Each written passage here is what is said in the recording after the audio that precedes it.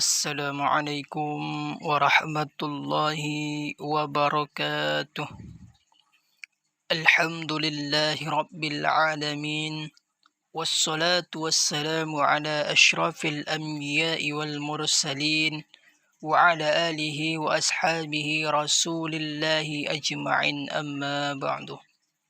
Pertama dan yang paling utama sekali, marilah kita bersyukur atas segala nikmat yang Allah berikan kepada kita semua. Di antaranya ialah kita masih dapat bersimpuh dan bersujud hanya kepada Allah Subhanahu wa Ta'ala sebagai suatu nikmat terbesar yang Allah berikan kepada kita semua. Kalau ada yang mengatakan nikmat terbesar adalah hidup, maka salah, karena binatang juga hidup. Kalau ada yang mengatakan nikmat terbesar adalah bekerja, maka salah, karena monyet pun bekerja. Kalau ada yang mengatakan nikmat terbesar adalah tenaga, maka salah, karena gajah lebih bertenaga, banteng lebih bertenaga. Tapi nikmat terbesar adalah ketika setinggi apapun pangkat dan jabatanmu, ketika datang panggilan dari Allah, kau datang bersimpuh dan bersujud hanya kepada Allah Subhanahu wa Ta'ala. Salawat dan salam kepada sang junjungan termulia dan dimuliakan di sisi Allah Subhanahu wa Ta'ala, yakni Nabi besar Muhammad Rasulullah sallallahu alaihi wasallam, dengan lafaz Allahumma salli ala sayyidina Muhammad wa ala ali sayyidina Muhammad. Yang terhormat kepada hadirin wal hadirat dimanapun berada, banyak kita alami perubahan-perubahan yang terjadi, baik perubahan yang menyangkut sosial budaya, terlebih yang menyangkut sosial politik. Yang tidak banyak mengalami perubahan adalah sosial ekonomi. Bahkan angka kemiskinan kita naik menjadi 3/5 dari total penduduk kita hidup di bawah garis kemiskinan. Dan 20% di antaranya miskin mutlak. Perubahan-perubahan yang terjadi menyadarkan kita kepada kebenaran Al-Quran ketika Allah menyatakan, وَتِلْكَ الْأَيَّامُ نُدَاوِلُهَا بَيْنَ النَّاسِ. Hari itu kami putar di antara manusia. Ada saat datang, ada waktu pergi, ada hari lahir, ada saat kembali, ada waktu dilantik, ada saat menyerahkan jabatan. Hari kami putar di antara manusia dan hidup sekedar menunggu giliran. Soalnya kemudian di tengah perubahan-perubahan yang terjadi begitu cepat, what was we do now? Hadirin wal hadirat rahimakumullah. Jadi pemimpin adalah pelayan bagi rakyat yang dipimpinnya.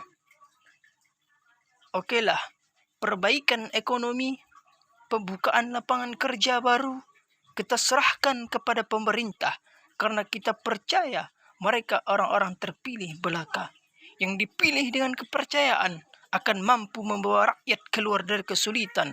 Amin ya rabbal alamin. Tugas kita sekarang di zaman susah meluruskan akidah. Jangan sampai mbah dukun yang naik ke permukaan. Betul? Islam misinya yang pertama membebaskan manusia dari kemusyrikan. 13 tahun Rasulullah berjuang di Mekah, menanamkan akidah, meluruskan keyakinan, membentuk iman. 13 tahun membebaskan manusia dari belenggu kemusyrikan, dan 13 tahun menanamkan la ilaha illallah Muhammadur Rasulullah dengan seluruh konsekuensinya. Kalau saya yakin tidak ada Tuhan selain Allah, saya tidak akan minta tolong kecuali hanya kepada Allah. Saya tidak akan pernah takut kecuali hanya kepada Allah. Saya tidak akan menggantungkan hidup kecuali hanya kepada Allah. Saya tidak akan minta rezeki kecuali hanya kepada Allah. Saya tidak akan melarikan persoalan kecuali hanya kepada Allah. Kalau konsekuen dengan keyakinan ini, Mbah dukun gak dapat tempat akur. Ayo lihat secara sederhana. Saya sandaran di tiang. Tiangnya ambruk. Saya juga jatuh. Saya sandaran di tembok. Temboknya runtuh. Saya juga runtuh. Saya sandaran kepada orang kaya. Dia jatuh miskin. Saya bangkrut. Saya sandaran kepada jenderal. Dia pensiun. Saya selesai. Tapi kalau saya sandaran hanya kepada Allah, Allah tidak akan pernah miskin. Allah tidak akan pernah lumpuh. Allah tidak akan pernah terpuruk. Dan Allah tidak akan pernah berkurang kekuasaannya. Bersandar kepada makhluk akan kecewa. Bersandar kepada benda akan binasa. Bersandar kepada kayu yang rindang akan tumbang. Bersandar kepada karib kerabat akan berubah menjadi musuh. Tapi bersandarlah hanya kepada Allah Subhanahu wa ta'ala. Maka umat Islam, sesulit apapun zaman yang kita hadapi, Allah jugalah tempat kita bersandar. Jelas? Selama ini kita iman dalam ucapan, tapi sekuler dalam perbuatan. Di masjid ada Allah, di kantor Allah tidak ada, maka korupsi merajalela. Di masjid ada Allah, di pasar Allah tidak ada, maka timbangan tetap curang.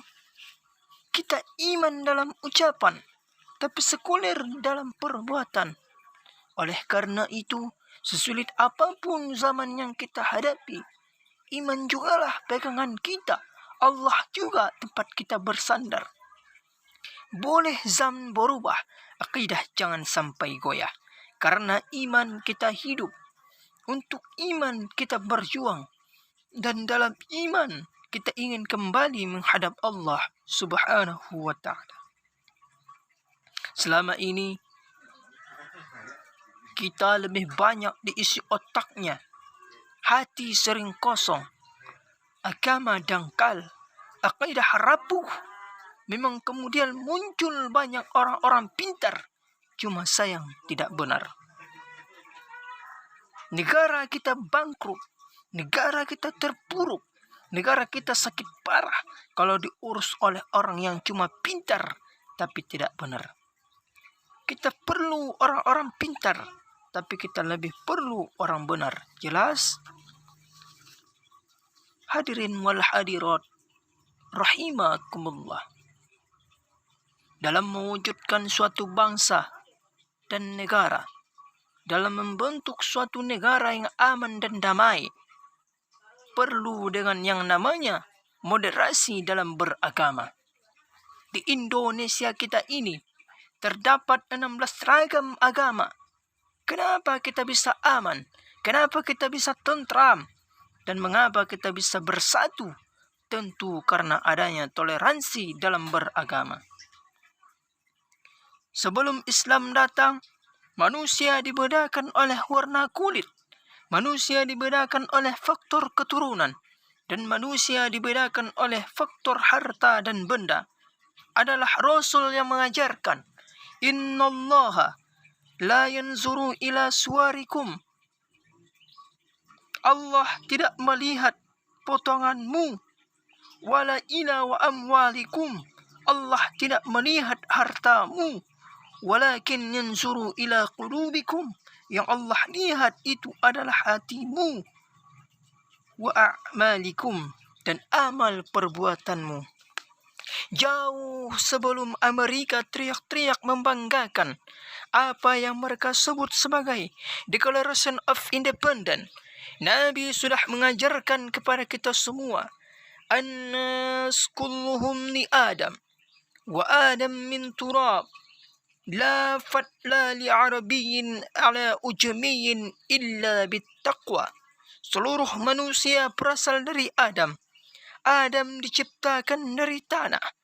Tidak ada kelebihan yang Arab dengan yang bukan Arab, kecuali takwanya kepada Allah Subhanahu wa ta'ala. Oleh karena itu, pesan singkat saya di sini ialah sesulit apapun zaman yang kita hadapi, tetaplah kita berpegang teguh kepada Allah Subhanahu wa taala. Kesusahan untuk dihadapi, jangan salah sikap menghadapi kesusahan. Kita kalau berbicara tentang kesusahan, mungkin kita sudah kenyang. Masuk Belanda, kita susah. Pergi Belanda, masuk Jepang, susah lagi. Pergi Jepang, masuk pemberontakan, susah lagi. Habis pemberontakan, masuk reformasi, mulai repot nasi. Oleh karena itu, sesulit apapun zaman yang kita hadapi, tetaplah berpegang teguh kepada Allah Subhanahu wa taala.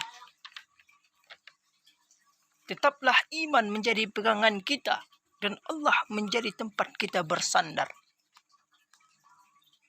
Kalau ada intan paling berharga, kalau ada harta paling berharga, tidak lain adalah nilai-nilai keimanan kepada Allah Subhanahu wa taala.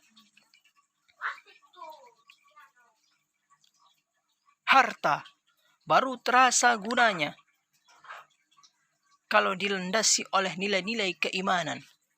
Jabatan baru terasa gunanya kalau dilandasi oleh nilai-nilai keimanan. Kalau jabatan terlepas dari nilai-nilai keimanan, yang akan muncul adalah Fir'aun baru. Kalau harta terlepas dari nilai-nilai keimanan, yang akan muncul adalah konglomerat korun. Kalau ilmuwan terlepas dari nilai-nilai keimanan, maka yang akan muncul adalah ilmuwan pelacur yang membenarkan yang salah, menyalahkan yang benar. Hadirin wal hadirat rahimakumullah. Sampai di sini dapat saya sampaikan. Salah dan janggal saya mohon maaf. Wabillahi taufiq wal hidayah. Assalamualaikum warahmatullahi wabarakatuh.